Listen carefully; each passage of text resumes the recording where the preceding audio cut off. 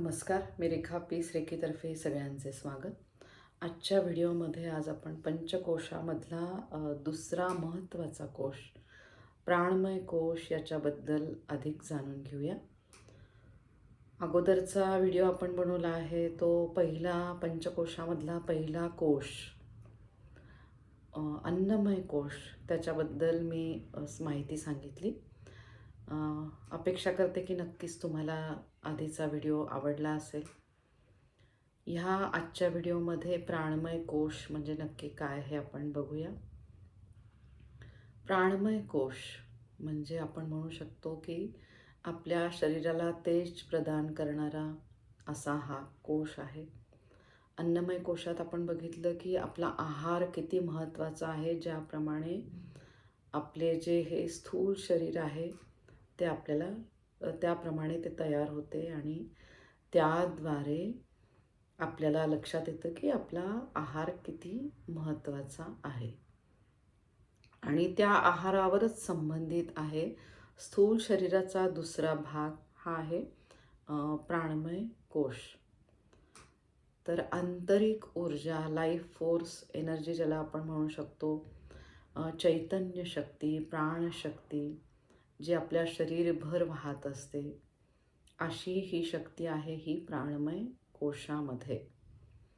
आणि ह्या प्राणमय कोशामध्ये 5 प्राण आणि त्याचे महाप्राण असं मिळून हा कोश तयार होतो.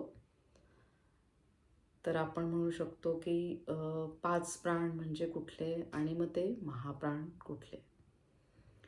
तर आधी आपण बघूया की याचे कार्य कसे चालते. ज्याप्रमाणे चार्जर असते, मोबाईलचं चार्जर वगैरे आपण वापरतो त्याप्रमाणे ह्या चार्जरचे काम असते.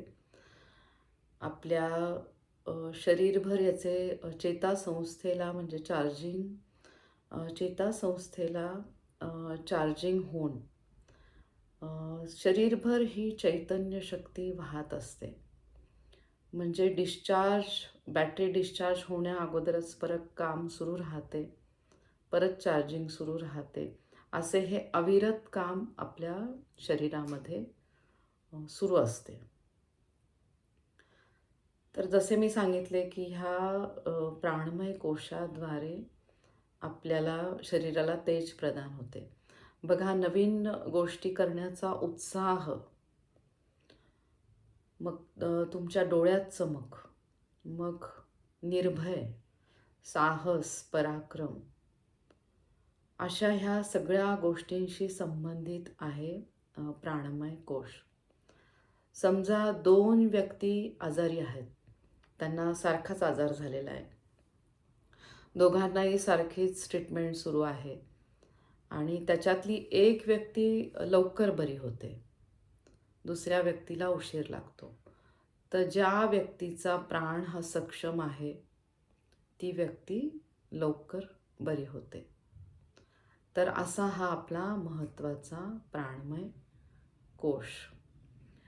आपण जे अन्नपदार्थ खातो त्या अन्नपदार्थाद्वारे त्याची स्पंदनं बाहेर पडतात आणि ती आपल्या शरीराची भोवती त्याचे वलय तयार होते, सूक्ष्म शरीरावर वलय तयार होतात. मग ती जी वलय आहेत ती आपल्या नुसत्या डोळ्यांनी दिसत नाही, त्याला आपण आभा पण म्हणू शकतो.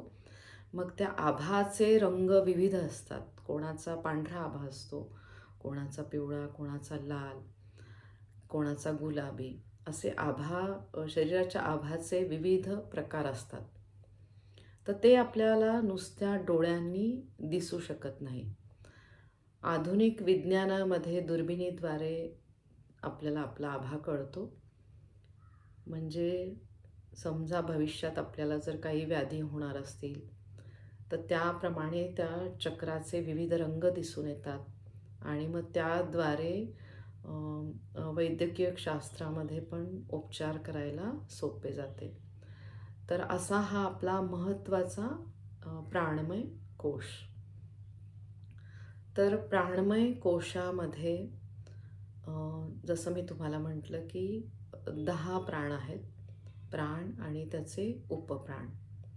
याच्यासाठी मी तुम्हाला एक उदाहरण देऊ शकते.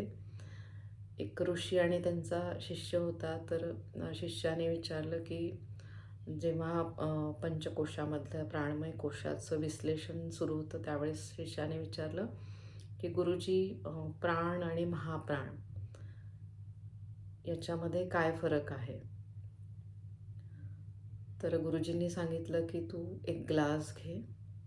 त्याप्रमाणे त्याने ग्लास घेतला, त्याच्यामध्ये मीठ टाकले आणि त्याला ते मिक्स करायला सांगितले. तर ज्यावेळेस ते मिक्स केले त्यावेळेस मग गुरुजी म्हटले की आता तू मला सांग की मीठ कुठे आहे आणि पाणी कुठे आहे? तर तो शिष्य म्हटला की गुरु तुम्हीच सांगितलं की मीठ त्यात मिक्स करायचं, तर ह्या पाण्यामध्येच ते मीठ आलेलं आहे सगळं, तर त्याला आपण वेगळं नाही करू शकत. मग गुरुजी म्हणतो हेच आहे प्राण आणि महाप्राण. आता प्राणाचे आपण आधी प्रकार म्हणजे प्राण म्हणजे थोडक्यात आपण म्हणू शकतो वायू. वायूशी संबंधित आहे आपला प्राणमय कोश. तर 5 प्राण कुठले? तर एक पहिला म्हणजे प्राण, म्हणजे प्राणवायू. आणि त्याचे अस्तित्व आहे, त्याची आपण जागा म्हणू शकतो छातीपासून आपल्या कंठापर्यंत. म्हणजे आपण जो श्वास घेतो, प्रश्वास, हे सगळे प्राणाद्वारे होतात. आता पुढचा प्रकार आहे वायूचा, तो आहे अपान. अपानचे स्थान आहे, अपान वायूचे स्थान स्वाधिष्ठान चक्रापासून गुदद्वारपर्यंत. म्हणजे विसर्जनाची क्रिया अपान वायूद्वारे होते.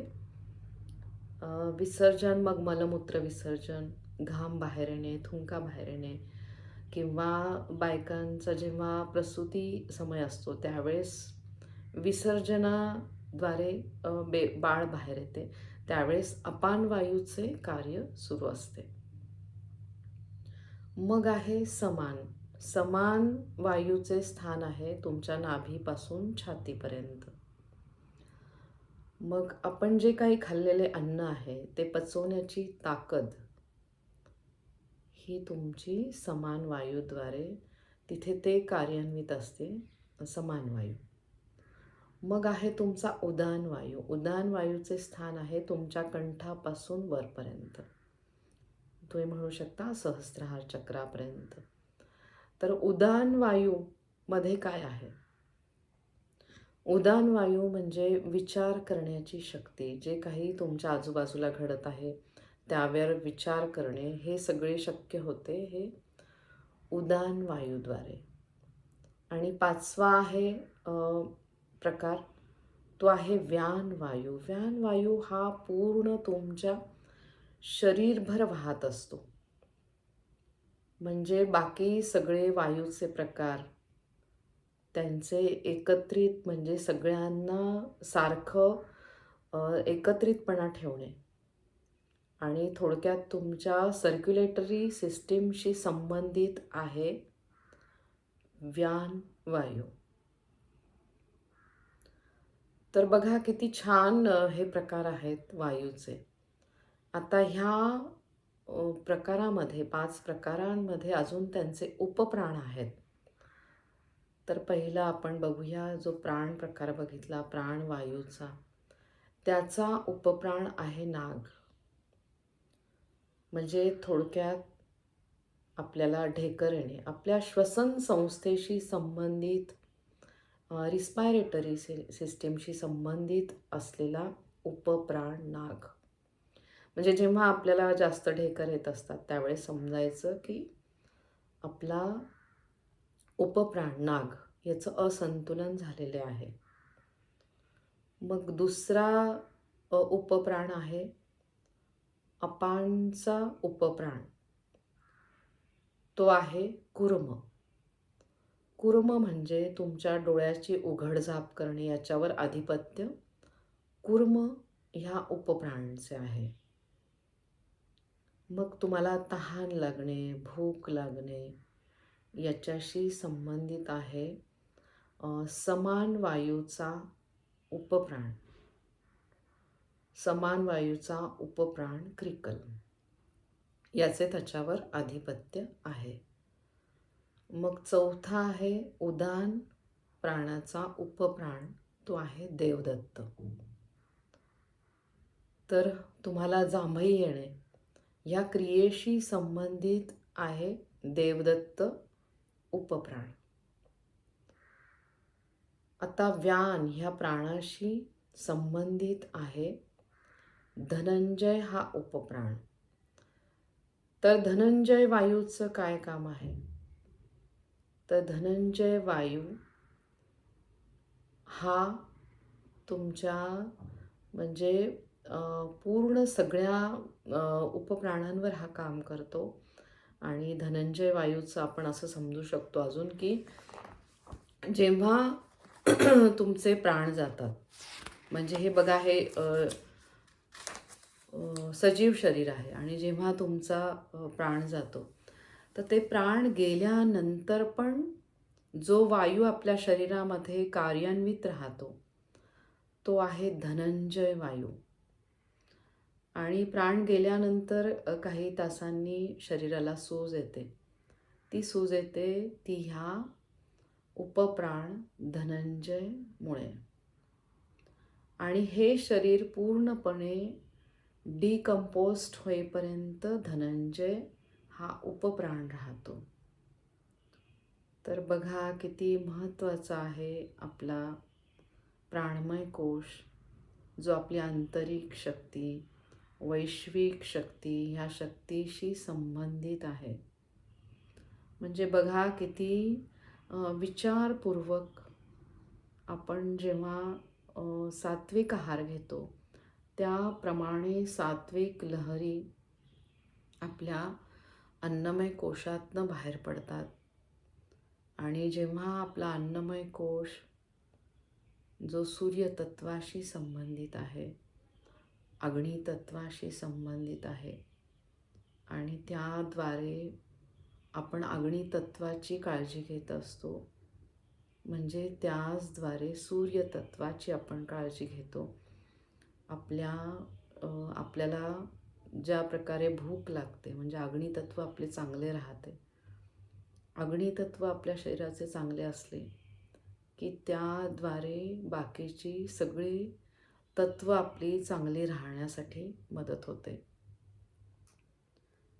तर अतिशय महत्त्वाचा असलेला आपला अन्नमय कोश, आणि मग अन्नमय कोशाची जेव्हा आपण व्यवस्थित काळजी घेतो, विचारपूर्वक जेव्हा आहार ग्रहण करतो, त्याद्वारे आपले अग्नितत्व उत्तम राहायला मदत होते. पाश्चात्य देशामध्ये पण आता ह्या कोशांवर संशोधन सुरू आहे. त्यातलं त्यांनी पण मान्य केलं आहे की अन्नमय कोश, सोलार प्लेक्सेस हा किती गरजेचा आहे. म्हणजे तुमचा आहार तुम्ही किती विचारपूर्वक घेतला पाहिजे, आणि त्याच्यावर तुमचा अवलंबून आहे प्राणमय कोश.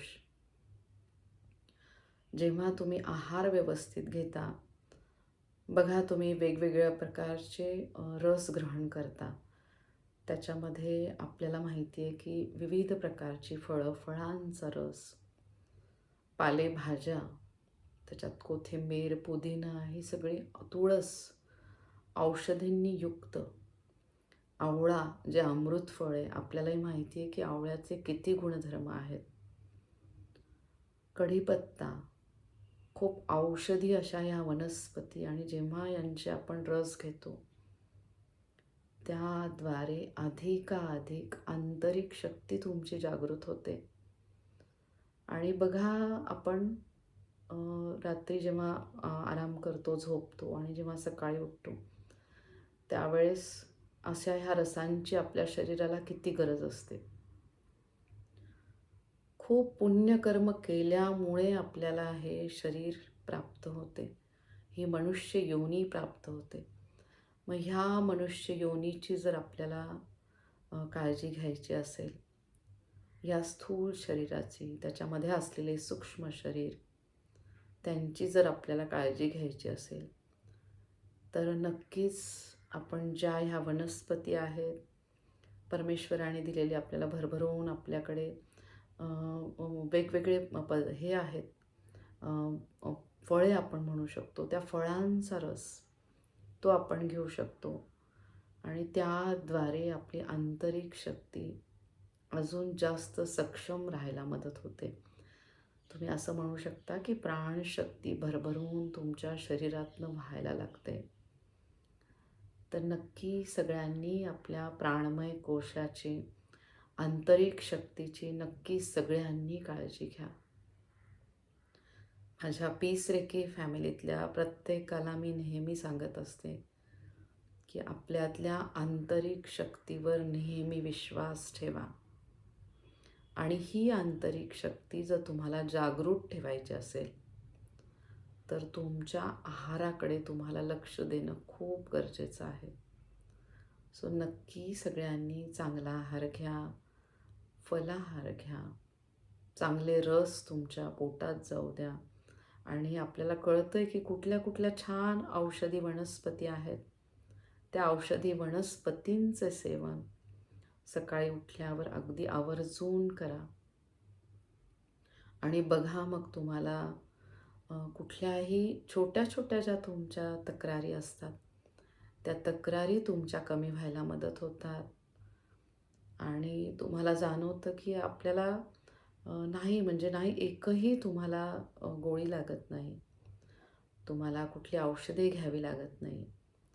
जेव्हा तुमच्या सूर्यतत्वाची, अग्नितत्वाची तुम्ही काळजी घेता त्याद्वारे तयार होणारा वायू, प्राणशक्ती जो तुमच्या अनाहत चक्राशी संबंधित आहे तो छान राहायला लागतो.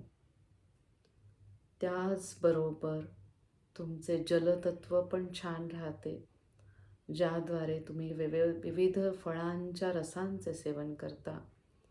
जलतत्व म्हणजे रसतत्व तुमचे अधिकाधिक सक्षम व्हायला लागते आणि जलतत्व हे आहे परत चंद्रतत्वाशी संबंधित, म्हणजे तुमच्या शरीरातले चंद्रतत्व शीतलता चांगली राहायला लागते आणि त्याच्याशी संबंधित आहे तुमचे पृथ्वी तत्व म्हणजे तुमच्या रक्तधातूमध्ये असलेले कॅल्शियम, रक्तधातूमध्ये असलेले विविध आपण म्हणू शकतो वेगवेगळे न्यूट्रियंट्स वगैरे ते पण तुमचे व्यवस्थित काम करायला लागतात, व्यवस्थित राहायला लागतात आणि मग त्याद्वारे आकाशतत्व म्हणजे तुमचे विचार त्याप्रमाणे व्हायला लागतात.